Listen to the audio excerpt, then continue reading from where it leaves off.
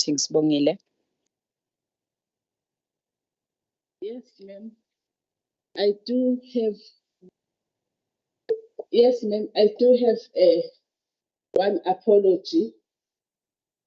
In fact, it's two from the HOD and Ms. Kafile from the department, and then from the legislature, Mr. Kudas. Those are three apologies that I received. Thank you very much, Sibongile. Those apologies are noted, but I am told that the meeting is correct, and I want to believe that it is as such. Let's move to item number 3, the adoption of the agenda. Any more member moving for the adoption of the agenda?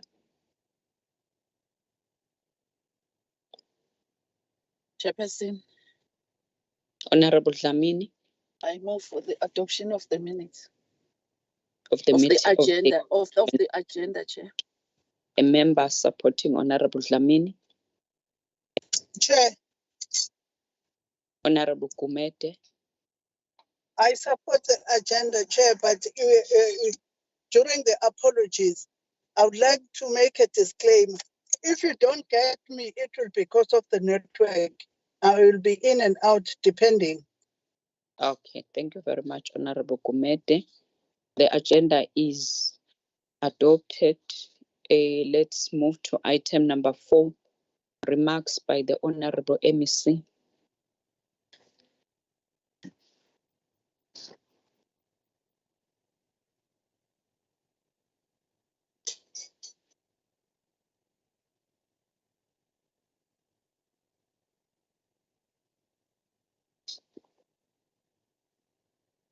Ma'am, Yes, Sibongile. I'm sorry, I did not get that, ma'am. I'm trying to move a member to a place where she can be seen. We are on item number 4, the remarks by the Honorable MEC, Dr. Mahlaba. I guess you will have to skip that, ma'am, because I did not receive any apology and he is not here. The only apologies received from the department are the HOD and Ms. Kafil. Okay, thank you very much for that, Sibongile. Let's move to agenda item. This meeting is convened especially just to allow the political parties to adopt the budget of the department. I will allow the CFO, if she's the one who's taking us through the departmental budget, just the brief of the APP and the brief of the budget. Then we are going to allow political parties to adopt those 2 documents as tabled.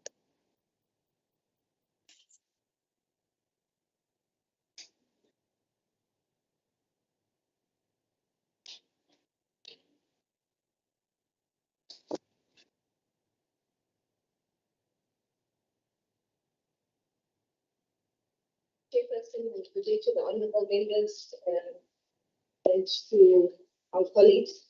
Chairperson, I'm going to go, the documents were provided, it's being flighted now. I think the one that's being flighted now is the NTA budget. Chairperson, we did go through this previously, but I'm going to go through it very quickly, and if anybody needs me to go slower, please let me know. But the table of contents, we're going to look at the alignment between the strat plan and the APP, the evaluation of the budget, and then talk to the targets, the business plan monitoring mechanisms and donor funding, and then major capital infrastructure expenditure. I will skip the abbreviations there for anybody who wishes to look at them. I'm now moving on to slide 6. Just to confirm that the department, we are aligned to the strategic plan and the APP. Chairperson, I will basically our vision, mission, and impact outcome statements are tabled, and I'm not going to go through them. They're there for noting. On page the slide 7, we detail the vision, mission, problem statement, our impact statement, and our outcome indicators. Chairperson, if I can just go through that, just go past that as well, because it's basically tabled, has been tabled before, the alignment between the strategic plan and the APP. I'm going to then move on straight onto the slide that talks the budget, which is from slide 12 onwards. So now on slide 13, here we talk to the programs that we have that we are funding. We have program 134, administration, housing needs research and planning, housing development, and housing assets management and property management. The aim, strategic objectives, and the output of these programs have not changed. This process to change any of this is done at our national level, and no change to this budget period. It must be noted that the department funds the housing fund activities for program 4. And due to the fact that the housing fund needs to comply with the generally recognized accounting practice FAIR, it has become necessary that our budgeting and reporting give indication to the users that the department is providing funding to this entity. I will move to slide 14. The first program is the administration. The purpose of this is to identify and eliminate bottlenecks and to continue to improve the flow of financial and administrative and management information. The objectives of this program are to strengthen governance and service delivery. On slide 15, Program 2 Housing Needs Research and Planning. The purpose of this program is to develop tools to guide the department's investment decisions and provide policy and support to the housing delivery process. In addition, this program facilitates the integration of the housing sector planning, education of stakeholders, alignment of the housing budget with the current and future housing needs, and the capacitation of housing stakeholders for housing delivery through mentorship and training. Program 2 consists of 4 sub-programs in line with the uniform budget and program structure in the settlements and the sector. Program 1 is administration, Program 2 is policy, Program 3 is planning, and sub-program 4 is planning and research.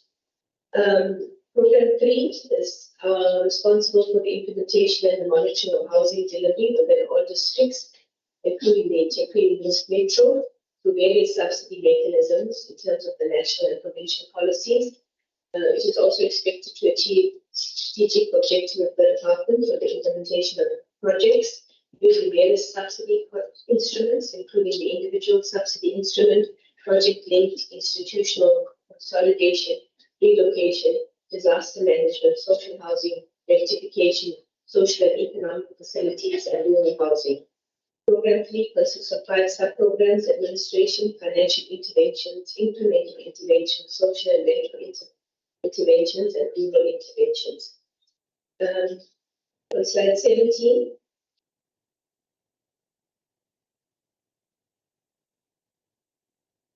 we talked about program 4, which is housing assets management, property management.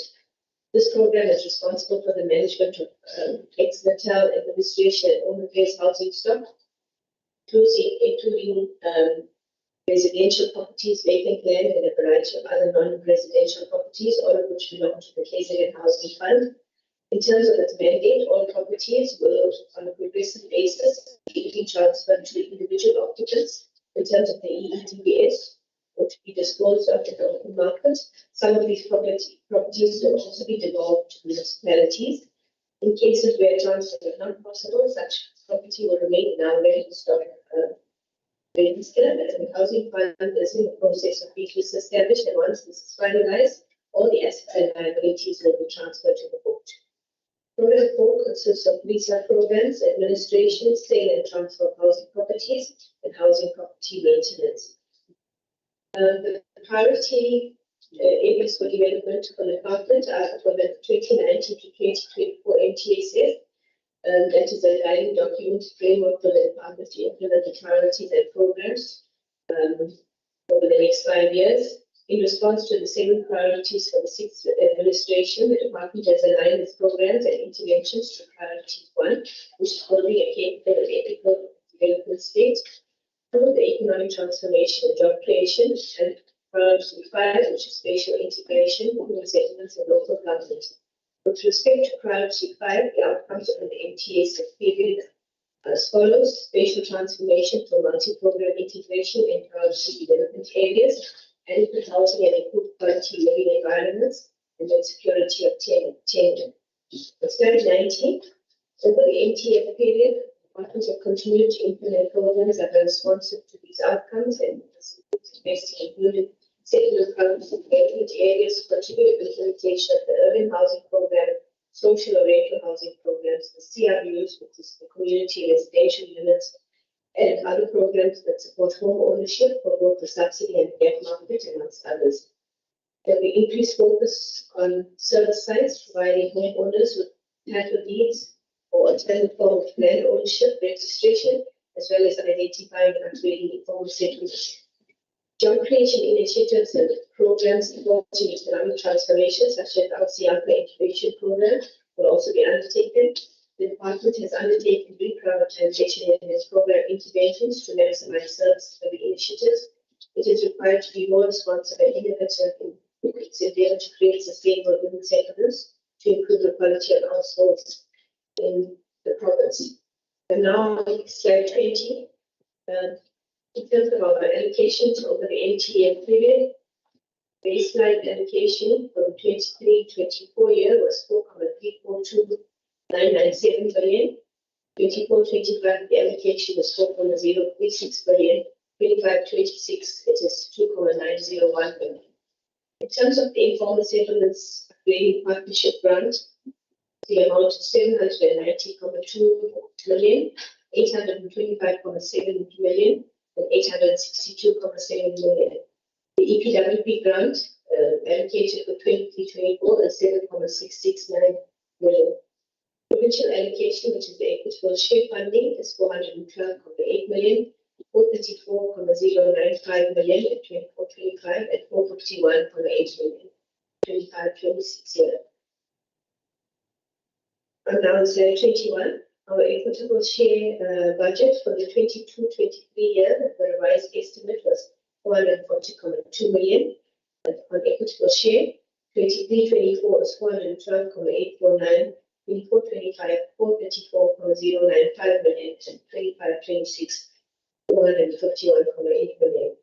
Our human settlements development grant, our revised estimate for the 22-23 year was 2.935 billion.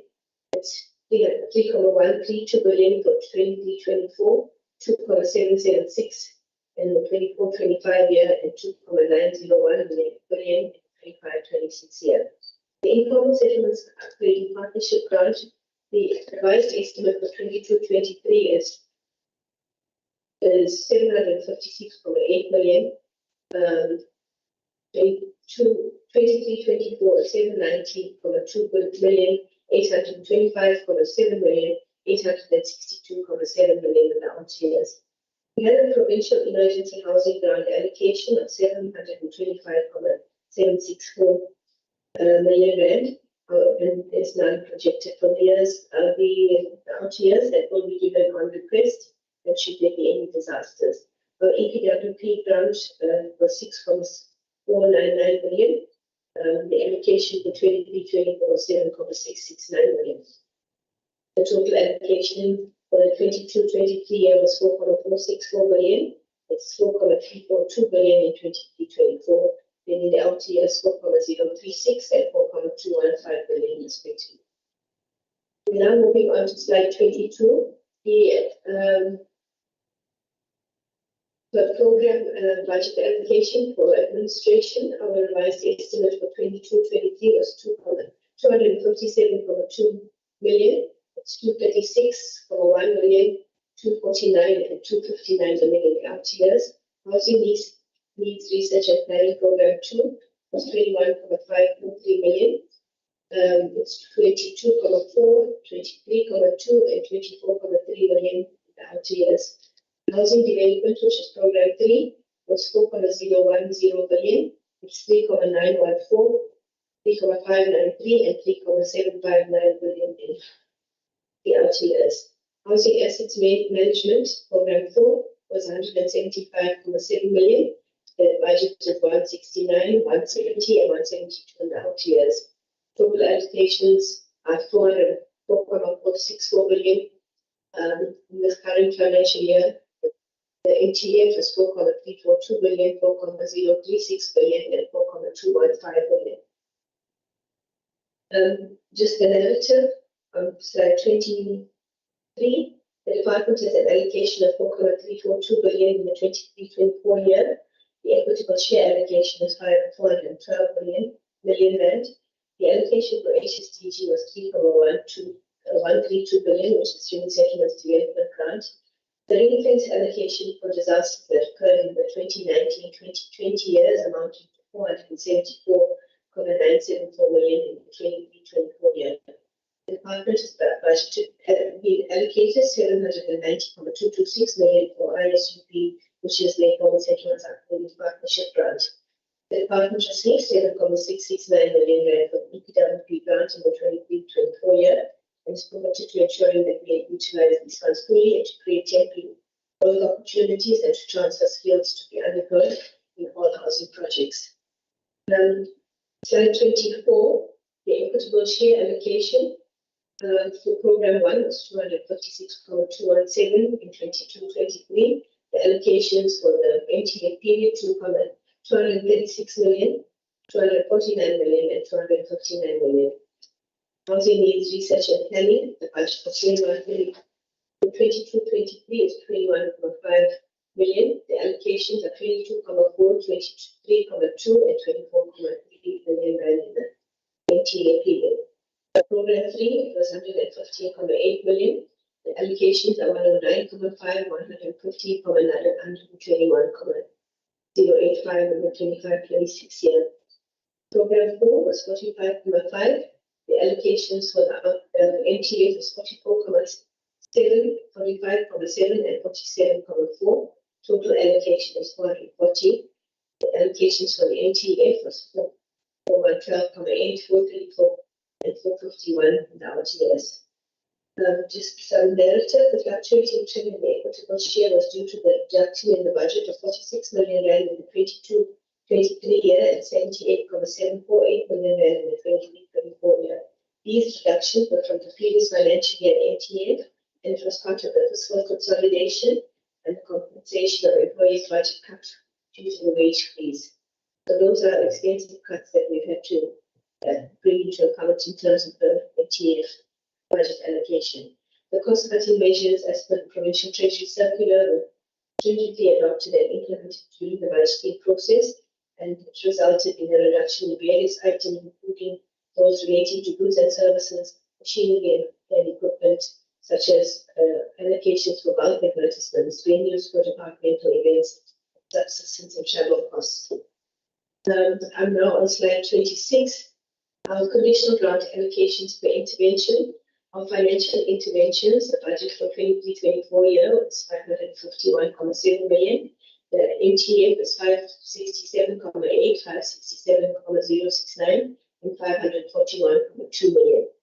Incremental interventions budget was 1.928 billion. The allocations are 1.858 billion, 1.585 billion, 1.732 billion. Social and rental interventions budget for 22-23, 249.1 million. Budget for the out years 282.6, 281.1, and 298.1. Rental interventions, our revised estimate for 22-23 is 1.295 billion. The allocations are 1.221 billion, 1.168 billion, and 1.192 billion. Total allocation 23 4.024 billion, 23-24 3.930, 3.602 billion, 3.763 billion in out years. Slide 27 talks to the conditional grant allocation to municipality. For Amajuba, for the 22-23 year, we had 700.7 million. Our budget for the 23-24 years 296, 398, and 412 million. Itequini was 960 the current year. The out years was 976, 933, and 939. Arigosa was 236.8. The allocations are 245, 186, and 146. Remember, was 306 the current year. The allocations are 460.3, 396.8, and 447.8 million. HSY was 186 in the current year. The budget is 354, 240, and 147. UMGU was 391. The allocations are 301, 239, and 226. UMGUNGUNDLOVU was 416. You don't have to read that because we see it. Just run to the totals from the revised estimate 22-23.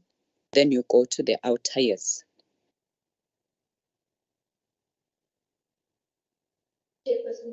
Don't be strict.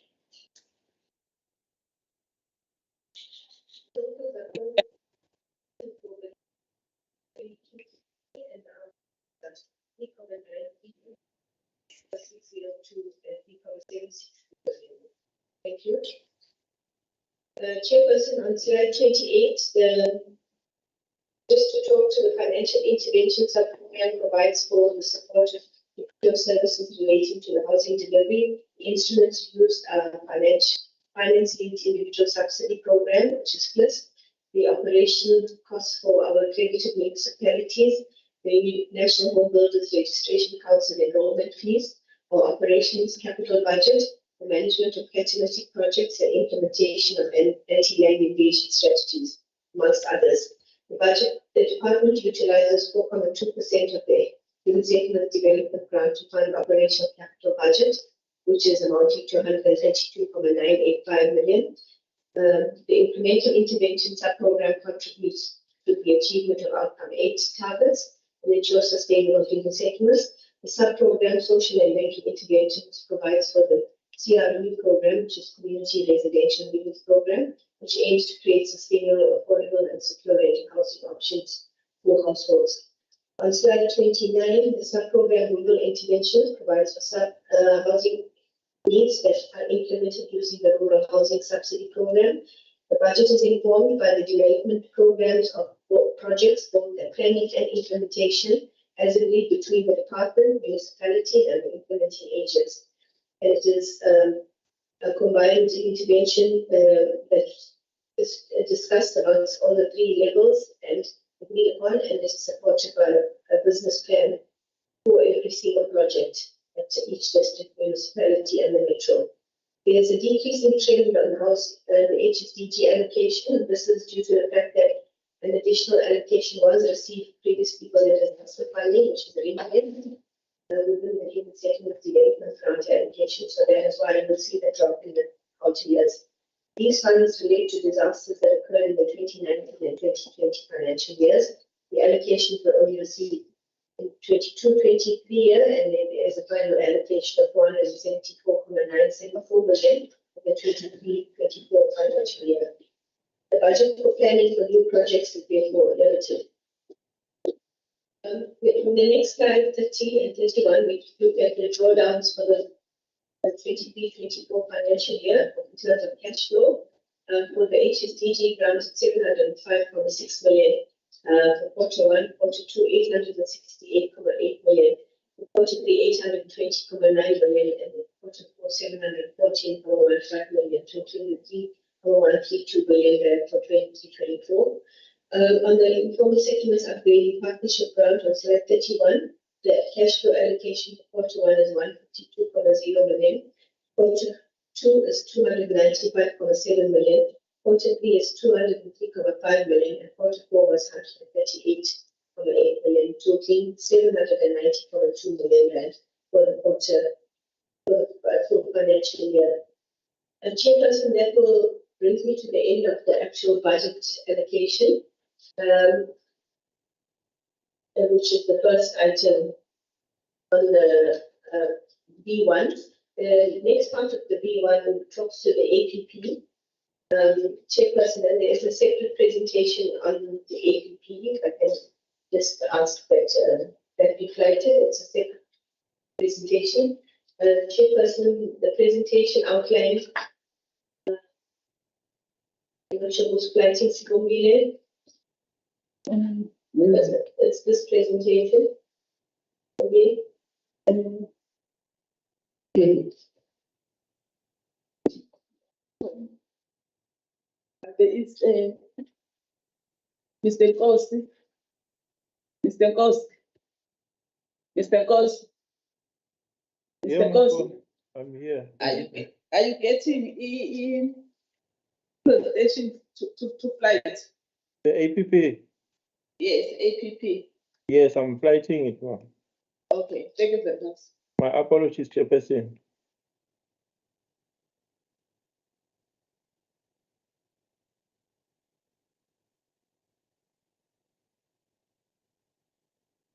That's the annual report, Mr. Nkosi. Hold on for a second.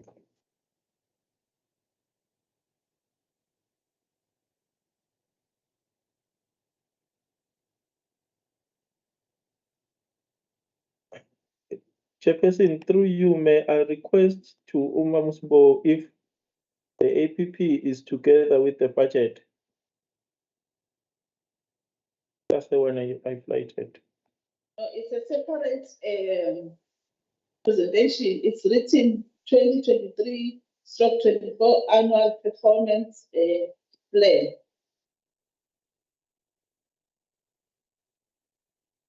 Not this one. Is it? No. Okay.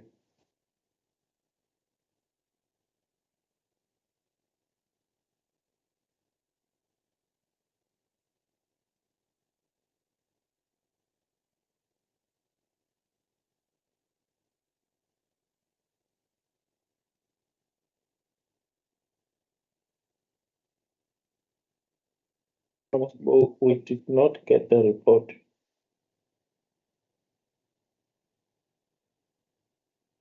Kindly forward it to me, please. While you are still waiting for the department to upload the APP, because in any way it was discussed in our previous meeting, I will call for members with questions of clarity and observation from the budget.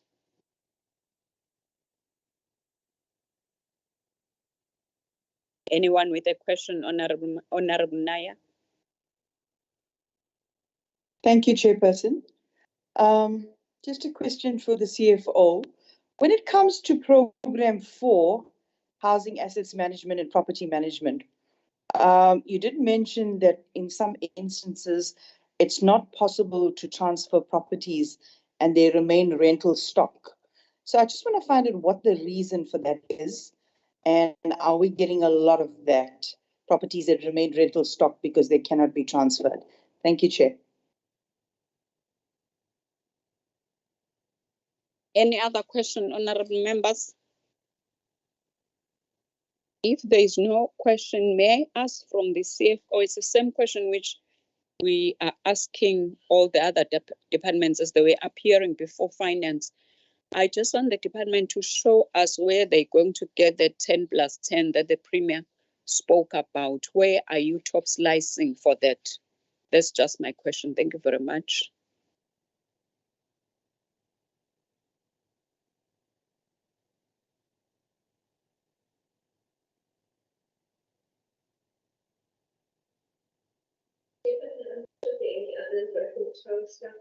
Answer.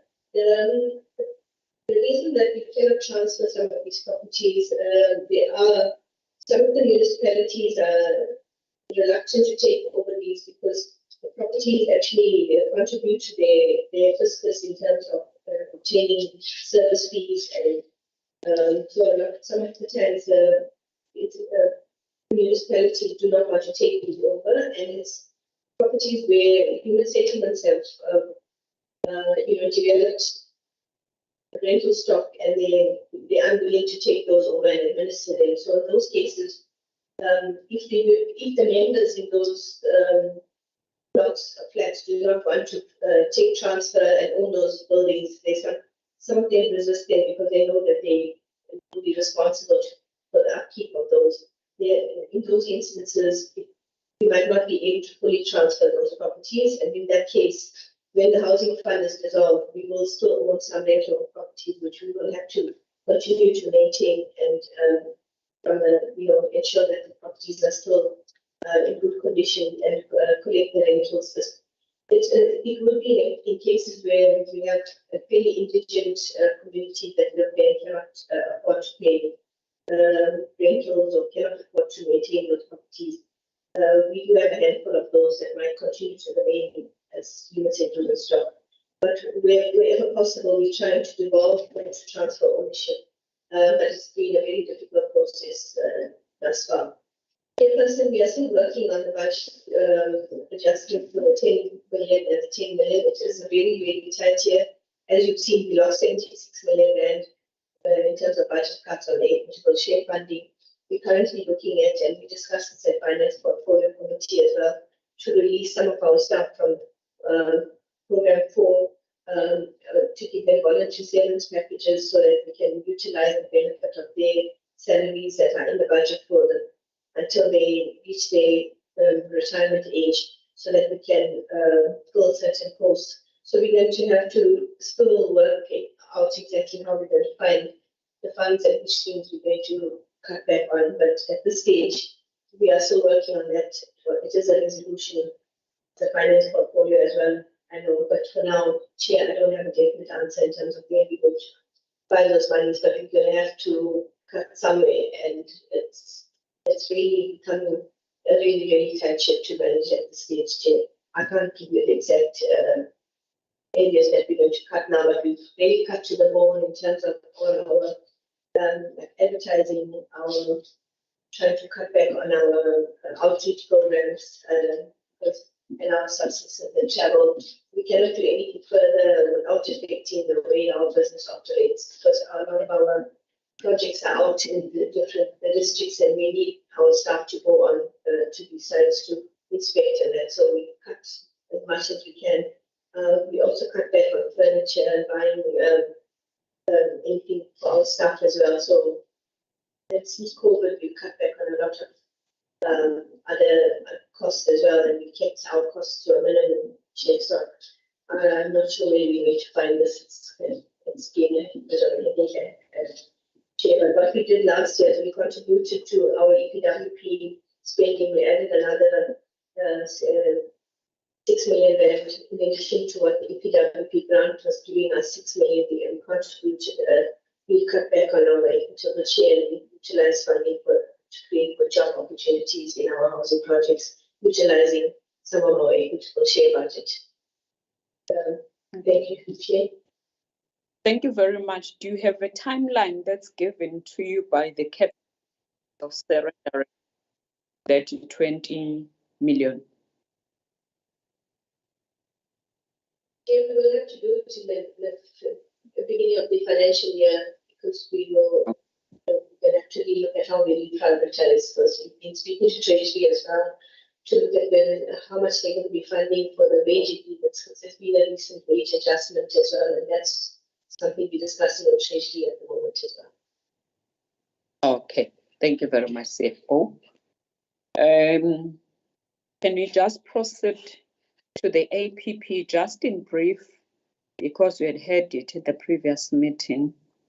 You can just talk to it and we pass that item.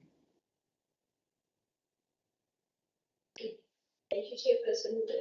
In terms of the APP, we looked at aligning the revised 2021-25 strategic plan and annual performance plan to ensure that we cover the service delivery environment that we currently work in, what our key priorities are, and what are some of the key programs that we will use to get our outputs and our NTF targets.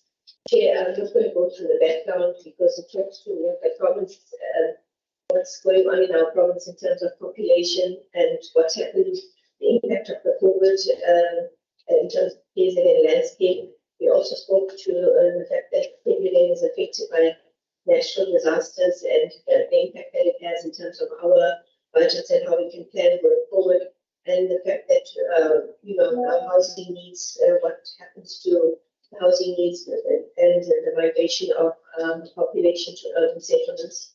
We talked to the housing needs, estimated housing needs in our province, that escalating over the years. And in terms of the presentation that I've seated, for some reason, I'm not sure why you don't have it, but I'm just going through the slides there. In terms of our outcomes that we wish to achieve, we want to, in terms of outcomes, program 1, we include governance, spatial transformation, looking at adequate housing and improved quality of living environments. For that, we wanted to look at 5 informal settlements that we want to upgrade, housing opportunities created 7.61 billion, 10,613. The number of BNG houses that we deliver in a 5-year period is 76,396, and the number of service sites 27,017, and then the number of title deeds 139,662, and economically empowered companies designated groups that we will support 150 of those.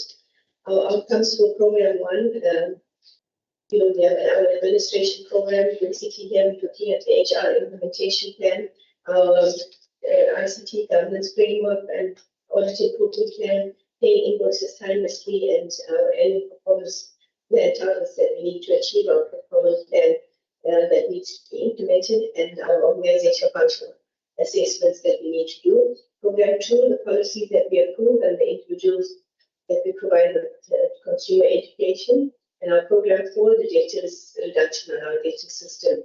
Those are some of the outputs that we want to achieve for those programs. Then in terms of our spatial transformation, we go through the details in terms of what we want to achieve in that as outputs. For example, implementation of the priority development areas, investment in our PDAs, human settlements development projects that are planned, our catalytic projects, the number of hectares of land that we want to procure, our pre-feasibility of the farm residence program, the informal settlements upgrading program, and the projects in phase 1, which is pre-feasibility, our informal settlements projects plan in terms of planning milestones, and the investment in priority development areas. I'm going to just move on. Program 3 is our main program. In this program, we try to we utilize our Breaking New Ground housing project program, service sites program, our PLUS, which is a finance-linked individual subsidy program, our community residential units programs there, and phase 3 of our informal settlements upgrading programs here as well. Housing for vulnerable groups, which is our part of the OSS program, and then housing that we supplied for the 2019 provincial disaster that occurred, where we received the budget allocation for the financial year, and then social housing program. In terms of program 4, here we look at the rectification of pre-1994 housing stock, and then land parcels that we devote to the municipalities that we spoke to earlier. The outputs in program 3 of the title deeds that we registered post-94, and then properties transferred in terms of post-94 developments as well. Properties transferred for development from April 2019. Those are the title deeds that we need to work on. The economically transformed human settlement sector in program 3, we're looking here to empower companies in terms of the designated groups where we provide training in terms of our Siaka incubation program, work opportunities that we're creating through the related programs, full-time equivalents that we create, and provision of targeted person and working days, and accredited training program provided to the EPWP beneficiaries, social housing institutions that we accredit. I'm going to skip the rest and just go straight on to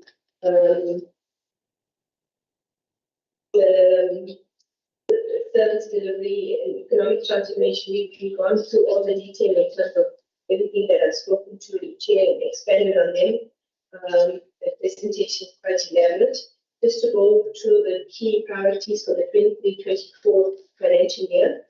In terms of that, slide, we're talking to accelerate delivery of the NTSF priority programs, including upgrading of informal settlements, upscaling for the PLUS program, which is finance-linked individual subsidy program, increase our planning delivery of title deeds, increasing our investment in the priority housing development areas, the upscaling of the service site program, eradication of the transit residential accommodation, provided for emergency situations, provision of permanent structures for the 2019 disasters that were declared, address the military veterans housing backlog, and implement economic transformation and gender mainstreaming initiatives.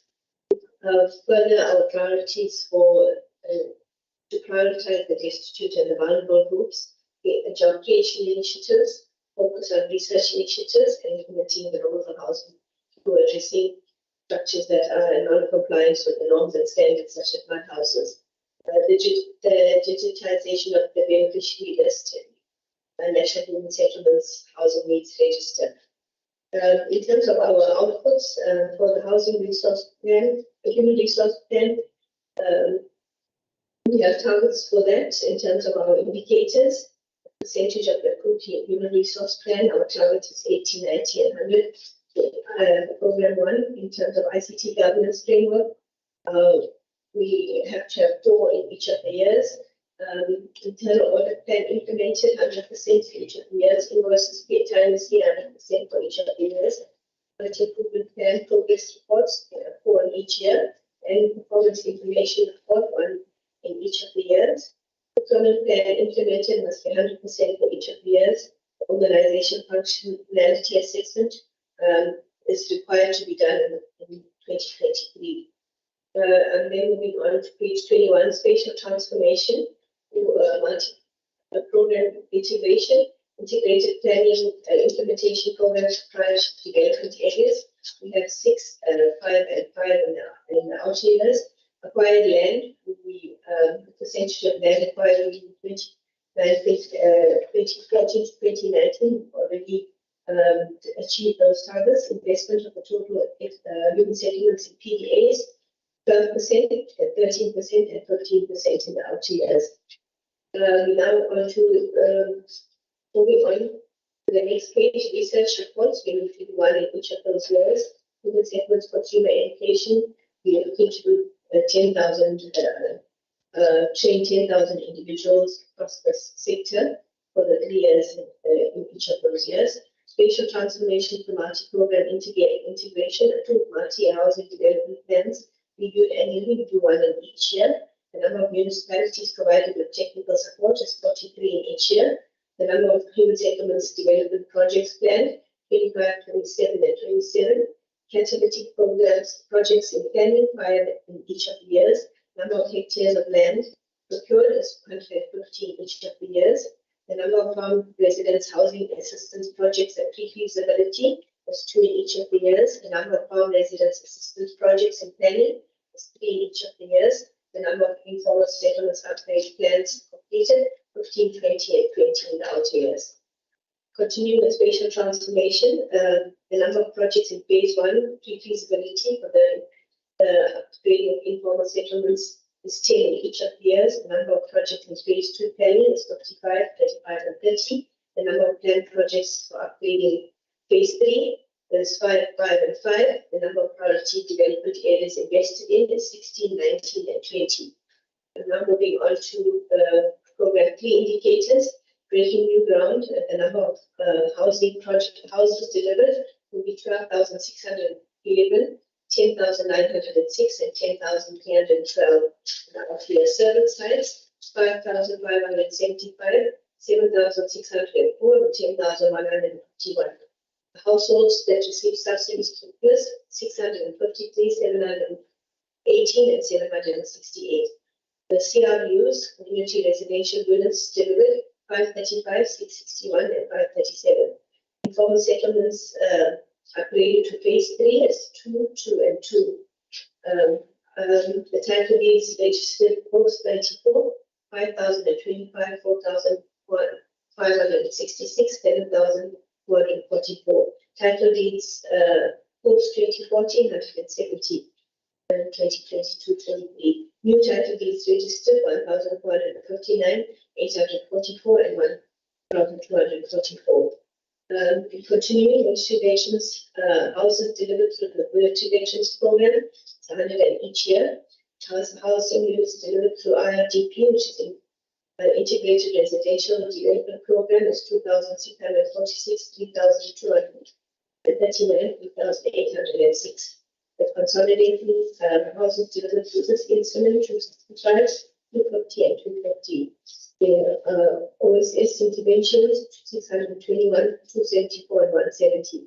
Number of houses delivered affected by the 2019 provincial disaster is 2,224 in the 23 year. That's where the budget is. The number of houses delivered through the rural subsidy is 6,755, 7,043, and then 5,986 out years. Service sites through the ILTP program was an integrated residential development program, 757, 1,238, 1,926. Informal settlements partnership grant service sites, 4,880, 6,370, 8,225. Social housing projects approved, 3, 4, and 4.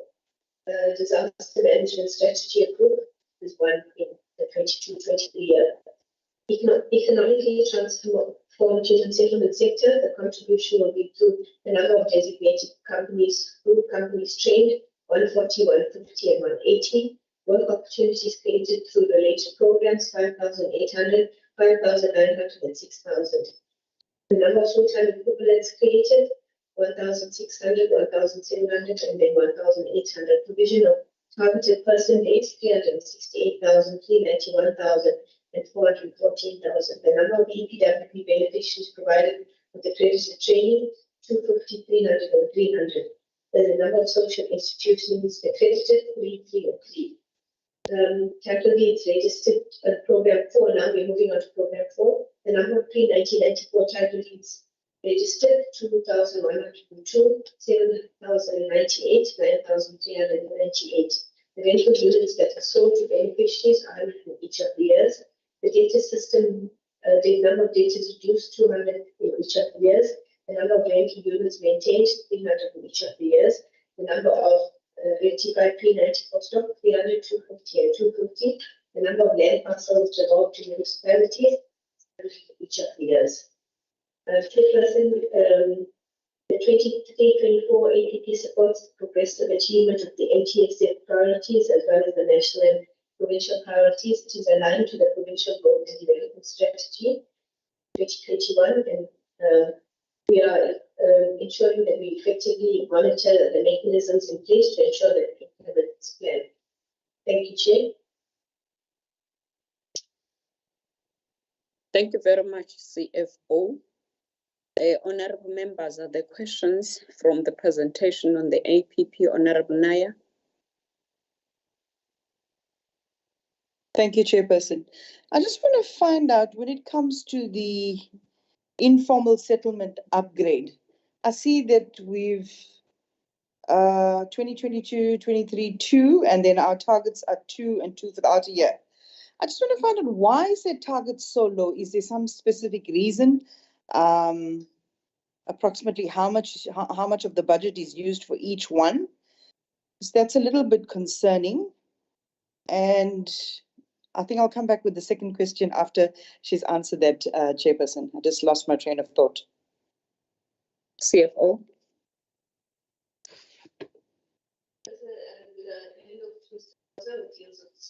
Thank you.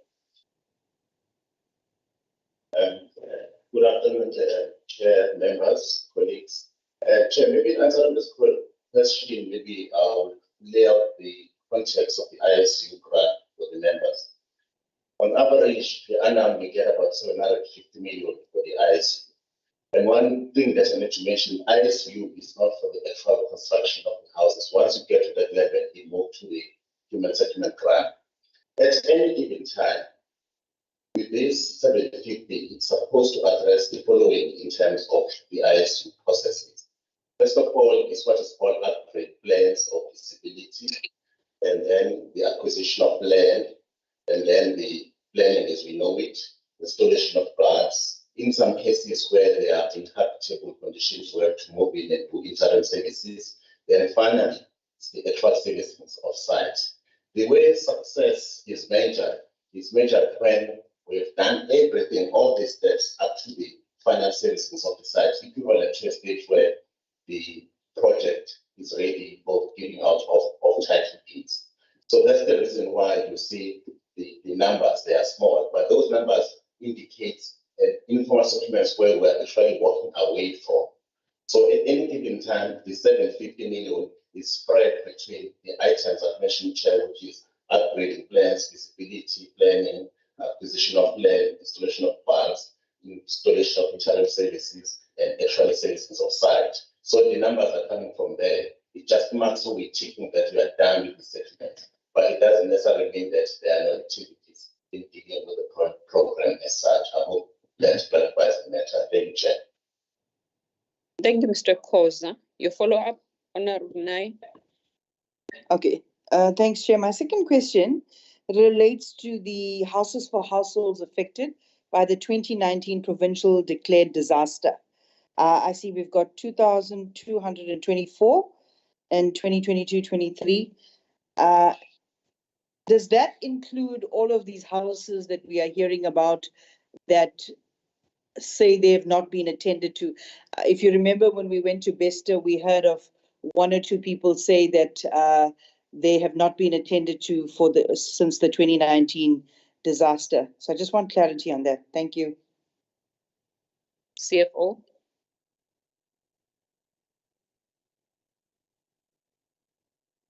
Chairperson, we missed the first part. The link was cut off. And the can repeat, please. You can repeat that, Honorable. Yeah, so I just want to know, you've got here for houses for households that were affected by the 2019 declared disaster, 2,224. We've recently heard of some people that claim they've not been attended to since the 2019 disaster. I want to know if you have all of these people included in this number, or are there people that are just, coming up now? After that meeting, have we had any follow-up with regards to those people? Are they included in this number, or are they in addition to the number that you've put on this table? Thanks.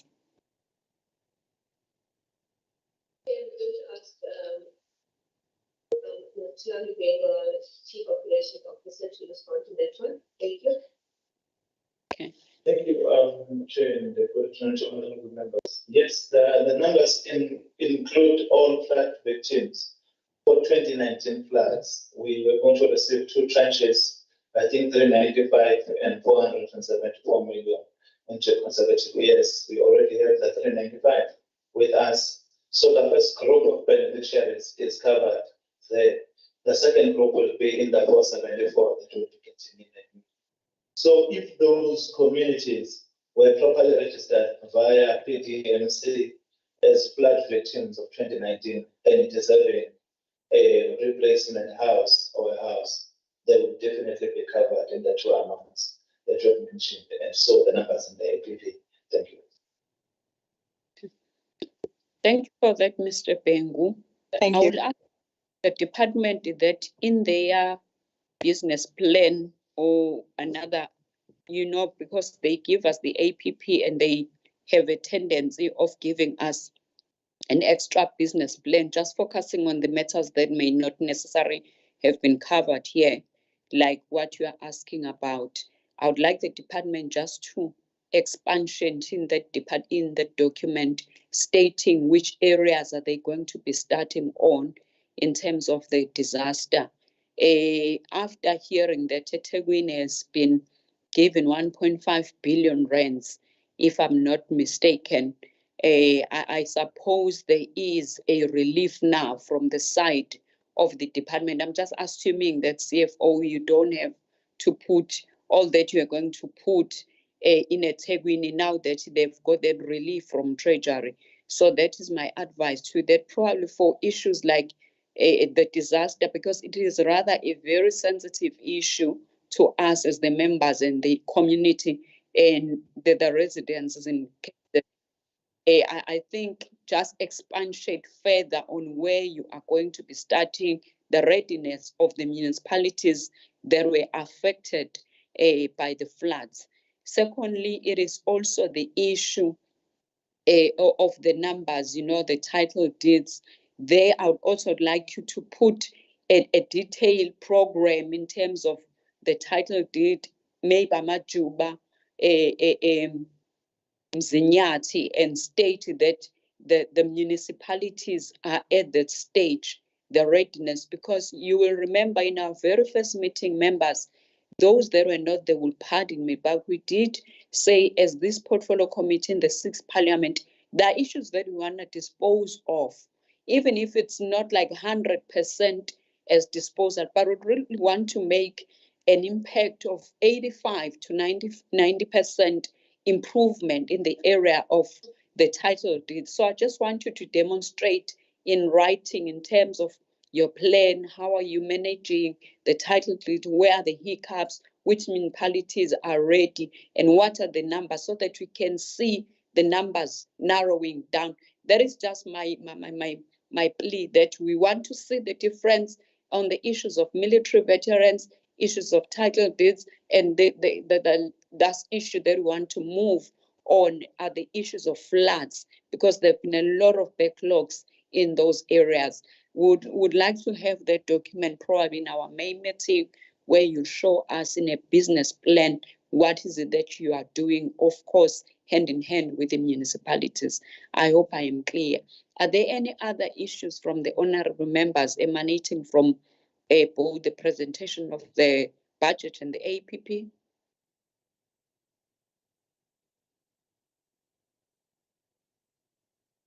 If there are no issues, I'm now putting the two documents into voting. We are asked by the legislature, according to Rule 289, voting is per member, where voting in a virtual sitting or committee meeting is personal per member. So I am calling the members that are here. I'll start with Honorable Dlamini. We are voting per member. So members must identify themselves to me and say, I'm Honorable Dlamini, this is my vote. I'm Honorable Gumede, this is my vote. We're voting for the budget as presented by the Chief Financial Officer. Honorable Dlamini. Thank you, Chairperson. I support, Chairperson. Please show your face and identify yourself by name. Okay, let me try. We can see you perfectly well. Can you see me? Yes, Honorable Dlamini. Yeah, my name is Lobisile Dlamini. I support the budget, Chairperson. Thank you very much, Honorable Dlamini. Honorable Gumede.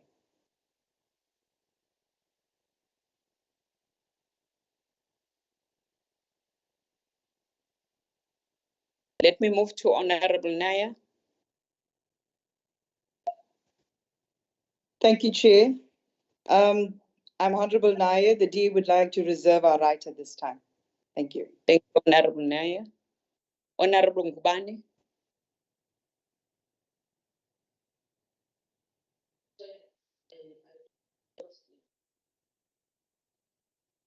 We can't hear you, Honorable Ngubane. Please identify yourself and show yourself.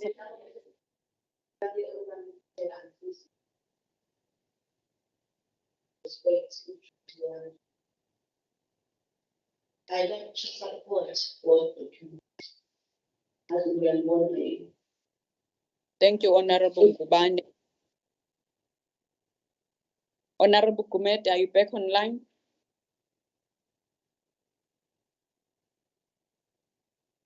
I move to Honorable, oh my word, Brakam Shan. Yeah, I hope I'm getting you right now, sir. Hi, Honorable Ban Prakash. We will support. Thank you very much. Please pardon me. I'm still learning how to pronounce it correctly. Honorable Nkosi. Is Honorable Nkosi in the meeting? Yes, I'm here, Chairperson. What is your vote, Honorable Member? Thank you very much, Chairperson. Greetings to everyone. I support the table. Thank you very much. Osi, Honorable Mbatele.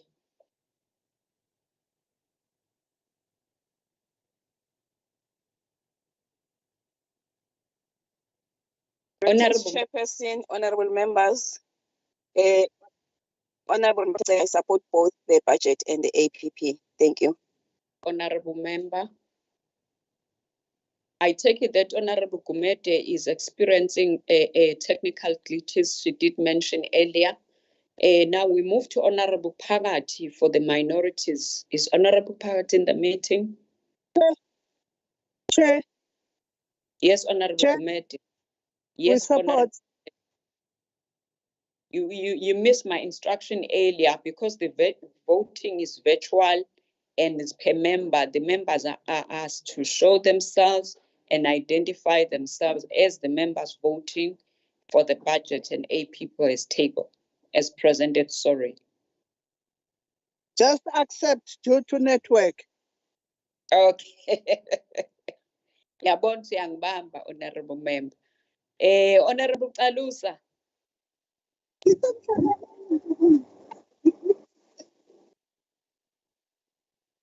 Honorable Chair, I do accept. Thank you, Honorable Kalusa. Any other member? Honorable Mavuso. We have a new member, Honorable Mavuso.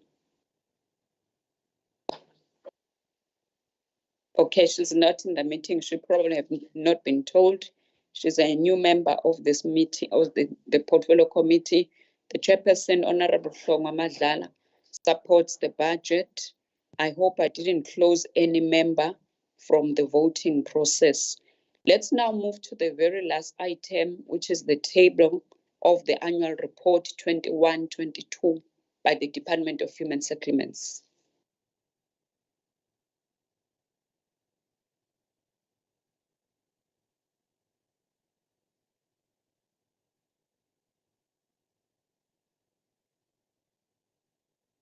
CFO. CFO. Yes, Bongile. We are trying that in supposed to bring a document. The CFO will just run through it quickly, then we adopt it. It's necessary that we do so, members, because whenever you want to refer to it, you can now refer to a document belonging to the legislature. We will then, at a right time, table it in the department will table it in the legislature. Thank you, Chairperson. Chairperson, the presentation was slightly earlier on. I think yeah. Just try now. It's on the screen, I see. But I'm going to go through very quickly. Slide 2. We just got table of contents. Summarized the annual report. The hard copy has been provided to the legislature. We're doing a PowerPoint just to summarize the document. The strategic overview, the overview of the performance, the financial performance, the audit outcomes for both the fund and the board.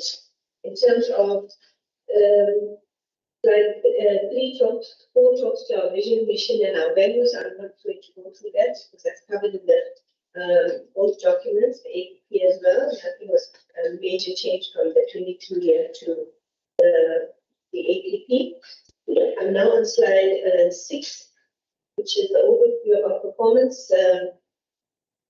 Just to go through quickly, once acknowledged that the impact of the last 2 years has had severe repercussions on our service delivery initiatives, we affirm that the department remained unwavering and undeterred with meeting its core mandate in addressing housing needs for the poorest and the most vulnerable.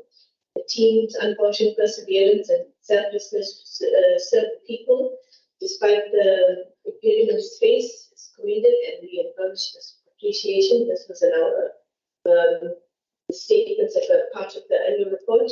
We sought to mobilize energy to cement partnerships to ensure that we fulfilled our mandate to provide housing, and current financial constraints and the extent of the backlogs compelled us to seek different ways to reach people despite the limitations and central challenges that we faced with the growing population and spiraling urbanization continue to affect us.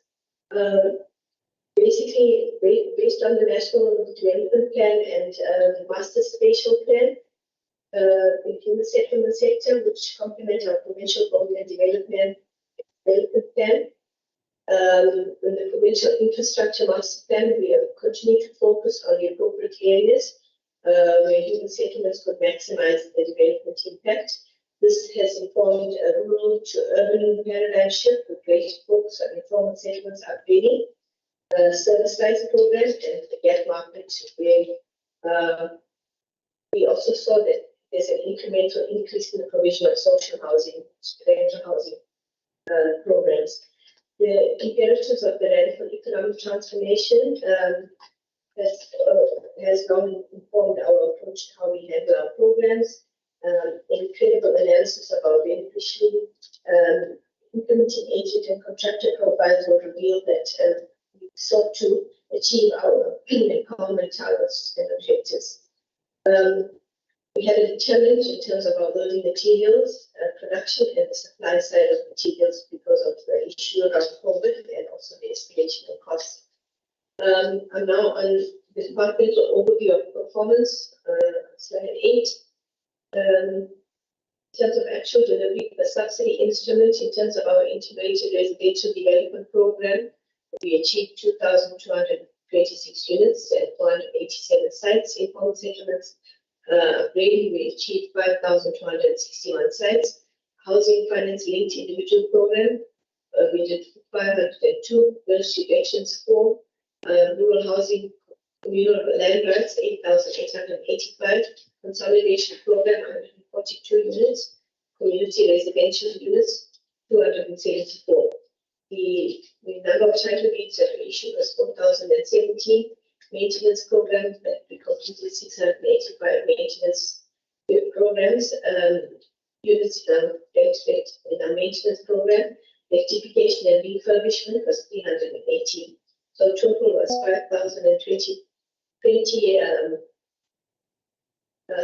other achievement, 12,033 units and 5,748 units. Total housing opportunities created in the year was 22,801. I'm now moving on to the financial performance on slide 10. Here, the main appropriation of the department was 3,597 billion rand.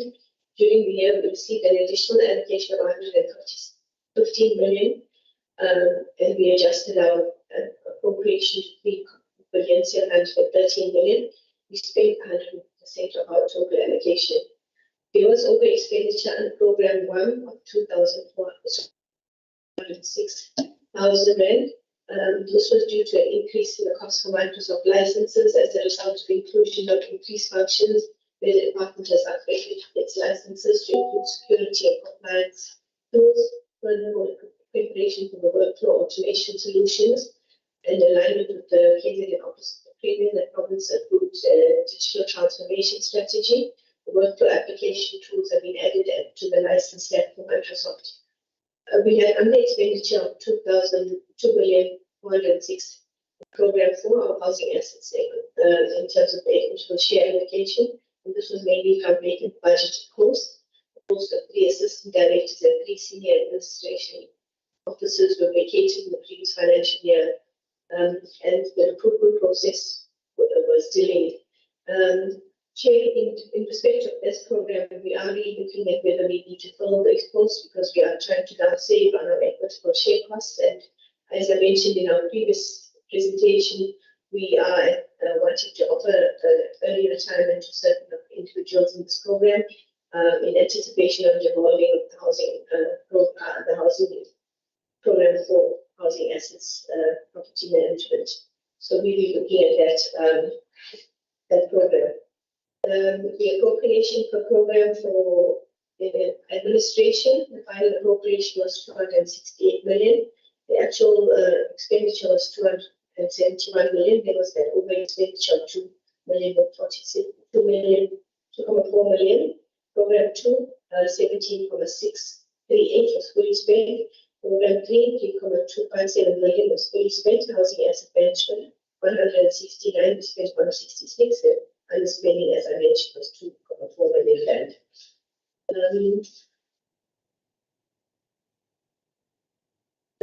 Chairperson, the next slide just talks to the same matters that I spoke to about the licensing fees and the positions that were not filled. Slide 13 goes to the appropriation and the allocation of equitable share. We had a budget of 430.268. It was fully spent. The HSDG, Human Settlements Development Grant, was 2.455 billion, was fully spent. Our EPWP grant was 7.149 million, which was fully spent. Our ISUP grant was 714.375 million, which was fully spent. Our provincial emergency and housing grant was 106.392, which was fully spent. I'm moving on now to our audit opinion. During this financial year, slide 15, our audit opinion was unqualified. We had a clean audit on our vote, which was the first time. In terms of the audit report, there wasn't just a material statement that was adjusted in terms of our performance information, and the audit report talks to a standard report on our investigation in progress. Moving on to slide 16, the statement was referring to performance information that was corrected. And there were no material findings on the usefulness and reliability of the performance information.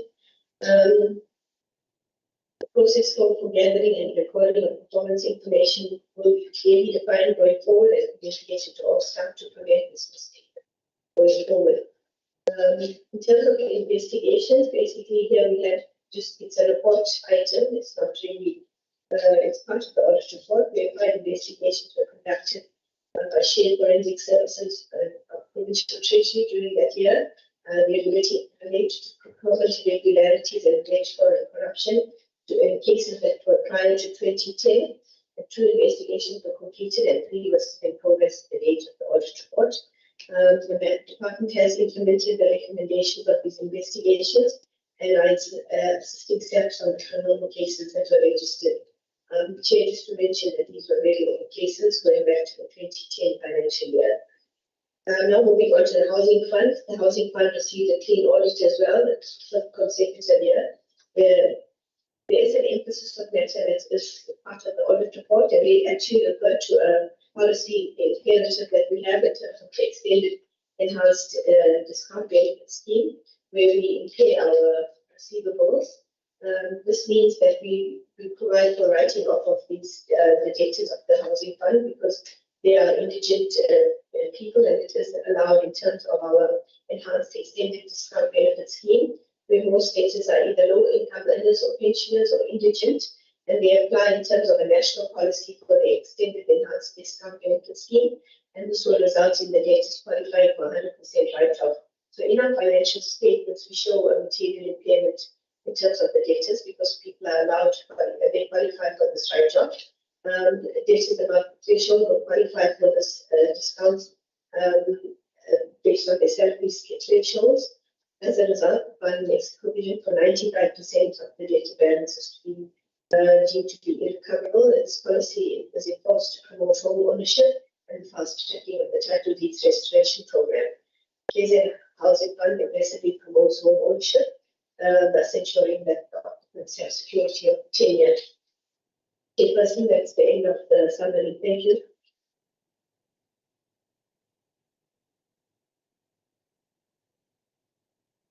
Thank you very much, CFO, for the presentation on the annual report. Honourable members, are there issues of concern? Are you happy with the AR as presented?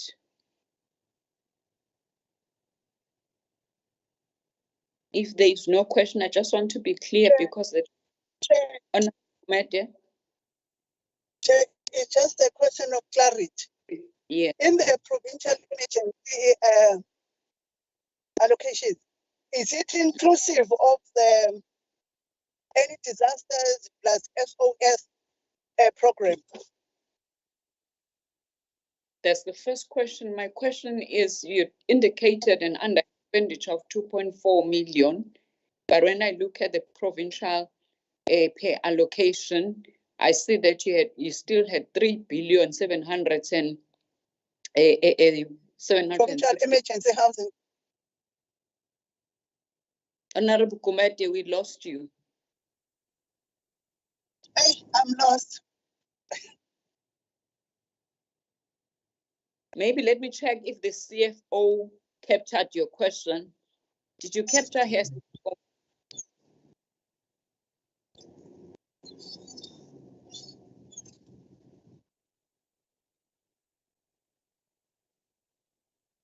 Did you get the? I think Tonani explained the question was whether we, for the overseas houses, where that comes under the emergency housing or the HSTG. It actually comes from our HSTG. We set aside an allocation for Operation Support Staffing housing. The disaster funding is purely for the list of people that get given to us from the Disaster Management Center for those people that had lost their homes, part of their homes need to be repaired. So it's specifically for that purpose only. The OSS comes from our Human Settlements Development Grant, additional grant. Chairperson. Okay, yeah, no, that's fine. My question was, you had indicated an under expenditure of 2.4 million, yet you still have that maybe I don't understand what you're showing us in that slide. It stayed longer than the other slide, but it was like a provincial appropriation pay program. It has 3,713 million, if I'm not mistaken, and on the other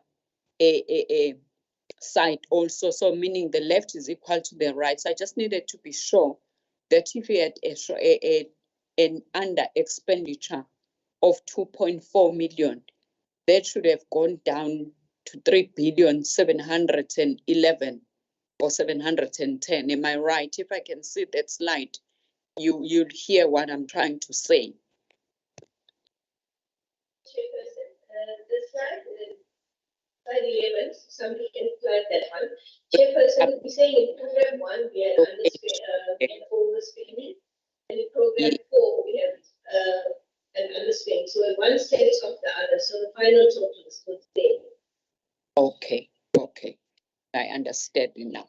Thank you very much. In any way, I asked to allow you to table it, but I thought probably there would be questions agitated by your presentation. If there are no other questions from the honorable members, I am putting the AR before you members for adoption. Any member that is moving for the adoption of the annual report as presented. May I have the mover?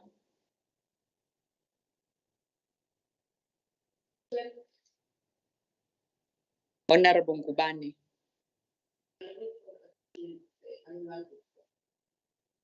Thank you, Mbomvu. Any member supporting Honorable Ngubane?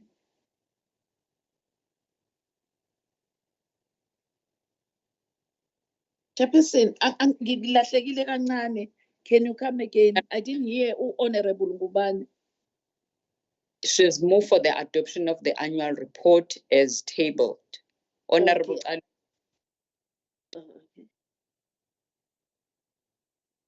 Okay. I would like to second Honorable Ngubane. Thank you.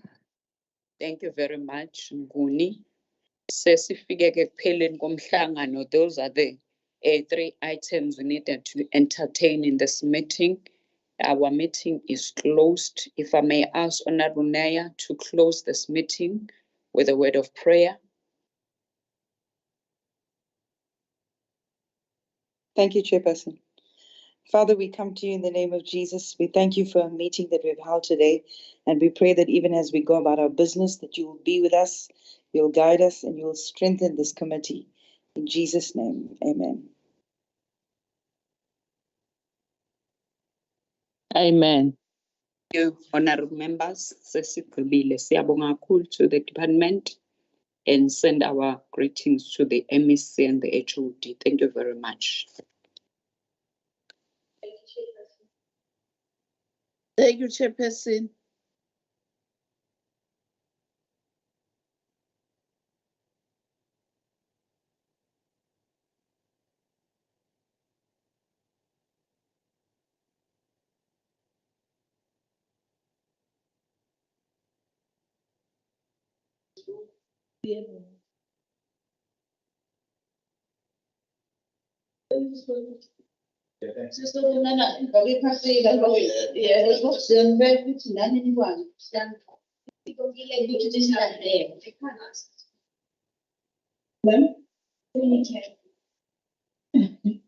It's a compliance issue this time. They intend to put a project during the budget meeting. Chairperson was reading a report and change in house debt and the committee they do support. That is the reason it's true. But you guys should put it. That's too many. That's too many. I'm 150%. Yeah,